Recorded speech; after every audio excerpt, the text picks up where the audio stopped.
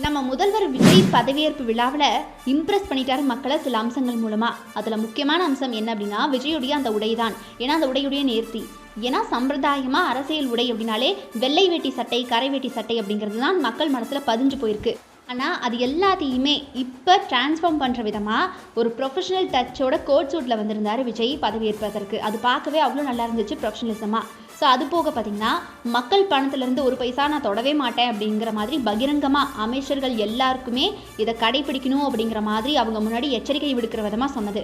அதே போல் எனக்கு கொஞ்சம் அவகாசம் கொடுங்க, கண்டிப்பாக நான் எடுத்தோன்னே முடிப்பேன்னு சொல்லாமல் நான் புரிஞ்சுக்கிட்டு நகர்வதற்கு ஒரு சில அவகாசம் எனக்கு தேவைப்படுது, அதை எனக்கு கொடுங்கன்னு மக்கள்கிட்ட வெளிப்படையாக அவர் கேட்டது ஒரு குட் டச்சுன்னு சொல்லலாம். அடுத்தது, இந்த அரசு ரொம்ப டிரான்ஸ்பரன்சியாக இருக்கும், அதைத்தான் கடைபிடிக்கும்னு சொன்னார்.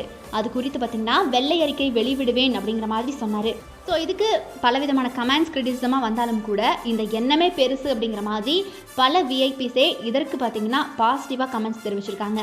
இதே போல் இதுக்கெல்லாம் மேலேன்னு கூட சொல்லலாம், தன்னுடைய உறுதிமொழியை பார்க்காம, அதாவது துண்டு சீட்டெல்லாம் வச்சுக்காம அப்படியே அவருக்கு தோன்றதை அவர் என்னெல்லாம் பேசணும்னு நினச்சாரோ அது எல்லாத்தையுமே உறுதிமொழி சொல்லக்கூடிய அந்த தொனியும் வேகமும். இத்தனை நாட்கள் பார்த்திங்கன்னா பல போலி அரசியல்வாதிகள் நம்மளை ஏமாற்றி வச்சுருந்தாங்க இல்லையா, இதுதான் அரசியல் பேச்சு, மேடை பேச்சுன்னு. அது எல்லாத்தையும் உடை தெரிந்துட்டு இப்போ தளபதி விஜய் பேசின பேச்சு தான் மாஸ் காட்சி அப்படிங்கிற மாதிரி நம்ம மனசில் பதிய வச்சுட்டாரு. ஸோ இந்த மாதிரி ஏகப்பட்ட விஷயங்கள் இன்றைக்கி இம்ப்ரெசிவாக அவர் பண்ணியிருந்தார். இதில் இன்னொரு சேர்த்தியாக கோட்டைக்கே போய் முதலமைச்சர் சீட்டில் முதலமைச்சராக விஜய் அமர்ந்த அந்த காட்சி பல பேரையும் நிகழ்த்தியிருக்கு.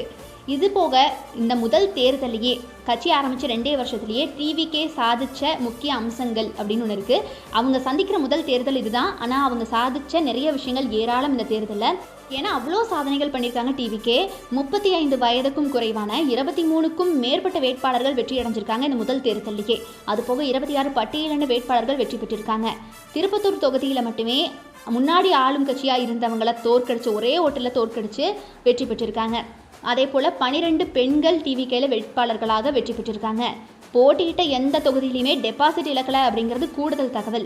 இதே போல் ஒரு கர்ப்பிணி வேட்பாளர் வெற்றி பெற்றிருக்காங்க, ஒரு ஆட்டோ ஓட்டுநர் வெற்றி பெற்றிருக்காரு, ஒரு டிரைவருடைய மகன் வெற்றி பெற்றிருக்காரு, ஒரு மாற்றுத்திறனாளி வேட்பாளர் வெற்றி பெற்றிருக்காரு. ஸோ இந்த மாதிரி ஏகப்பட்ட சாதனைகளை கட்சி ஆரம்பித்து 2 வருஷத்தில் முதல் தேர்தலையே இந்த மாதிரி சாதிச்சு காட்டியிருக்காரு தாவிக தலைவர் விஜய், இப்போ நம்மளுடைய தமிழ்நாட்டு முதல்வர் விஜய்.